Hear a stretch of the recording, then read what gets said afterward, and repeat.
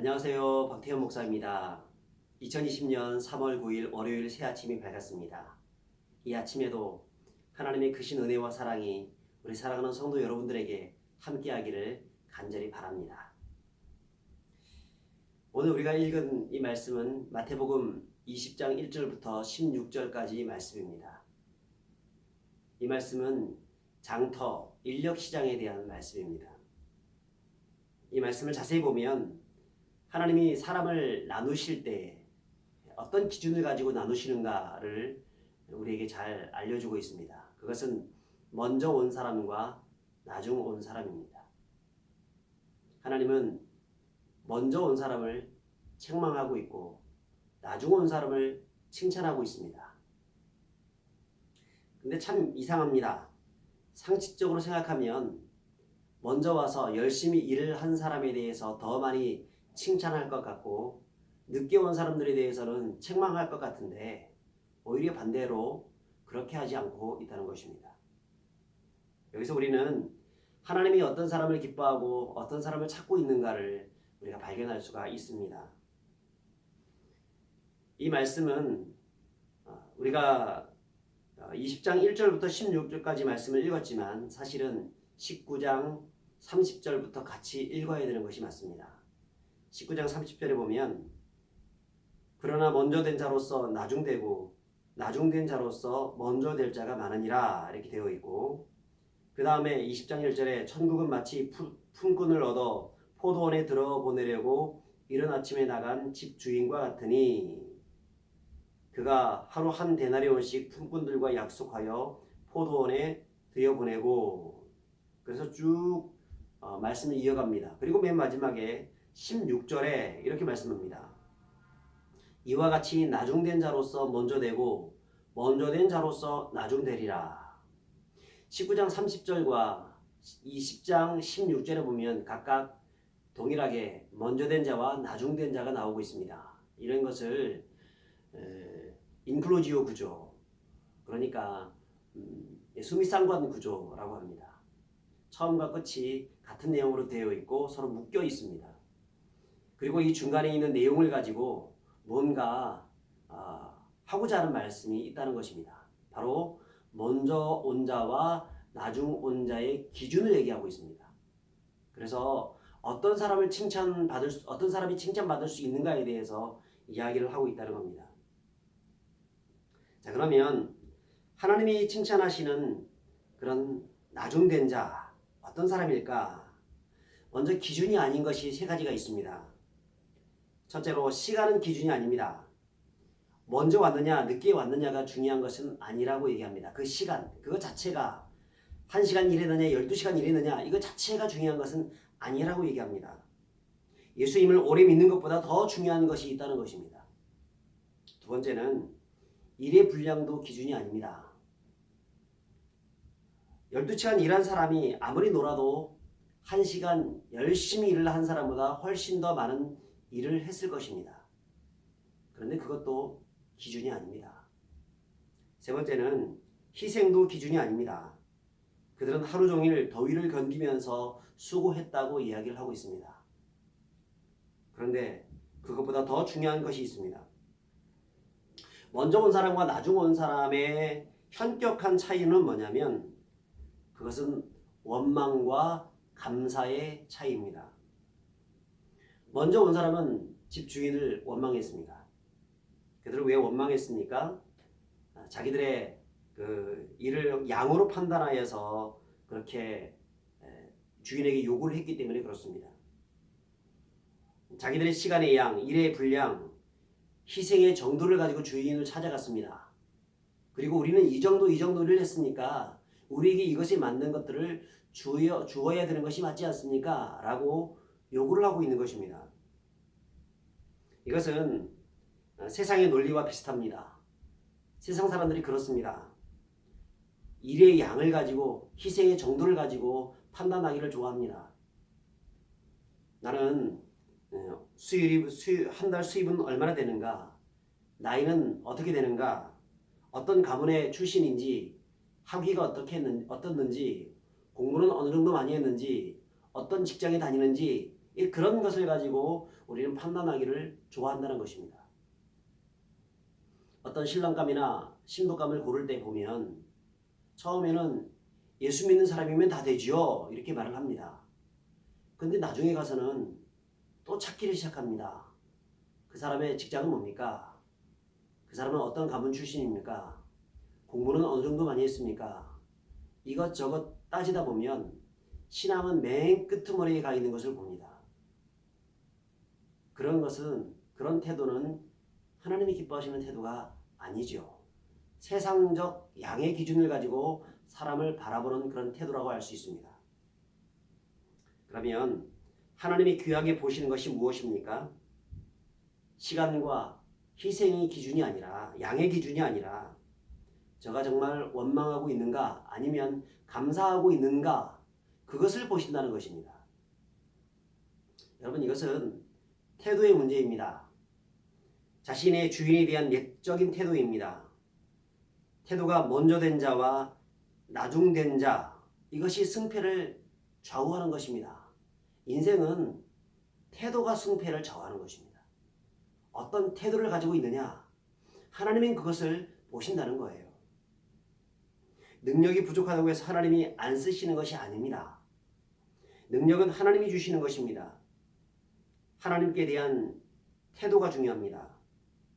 사무엘상 17장에 보시면 사무엘이 이스라엘의 왕을 세우기 위해서 베들레헴으로 간 장면이 나옵니다. 거기 갔더니 이새의 7 아들이 있습니다. 그들은 정말 멋있게 생겼습니다. 엘리압에게, 장자인 엘리압에게 기름 부으려고 했더니 하나님은 그에게 기름 붓지 말라고 하십니다.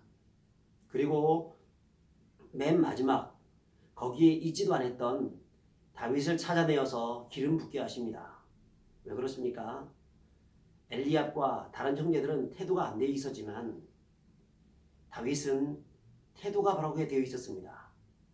그는 자신의 삶의 현장에서 최선을 다하는 그런 삶을 살았고, 사무엘이 온다는 이야기를 듣고 알고 있었지만 불평하지 않고 양을 치는 그 현장에서 열심히 감사하면서 일을 했던 그런 사람이었습니다. 그래서 그때 하나님께서 사무엘에게 했던 말씀, 유명한 말씀이 있지 않습니까? 사람은 외모를 보거니와 나 여호와는 중심을 보느니라. 여기서 이 중심은 태도입니다. 우리가 어떤 태도를 가지고 그것을 보느냐, 그것이 되게 중요하다는 것입니다. 하나님이 사람을 세우시고 쓰시는 기준이 뭐냐면 외적인 조건이 아니라 내면에 감사하는 태도를 가지고 있느냐 아니면 불평하는 태도를 가지고 있느냐, 그것을 보신다는 거예요. 반대로 원망은 하나님을 향한 도전입니다. 만약 사고를 만났다고 칩시다. 견적이 200만 원이 나왔습니다. 이 말씀을 듣고 있는 청년에게 묻습니다. 우리 청년들 같은 경우에는 만약에 우리 교회에 어떤 자비가 있다고 칩시다. 이제 이 견적 나온 것에 대해서 2가지 반응을 합니다. 첫 번째 반응은 거봐라, 내가 천천히 달리라고 했지 않느냐, 도대체 이게 뭐냐. 자, 2번째는 괜찮아요, 그만하면 다행이지, 내가 운전했으면 견적 500만 원이나 나왔을 것 같아요. 만약 여러분 중에서 2명 중에서 1명을 선택하라 그러면 누구를 선택하겠습니까? 어느 교회를 가든지 블랙리스트들이 있습니다. 항상 원망하고 불평하는 사람들이 있습니다. 원망하고 불평하고 판단하고 손가락질하고 비판하고, 이런 사람들을 좋아할 사람이 없습니다. 하나님도 싫어하십니다.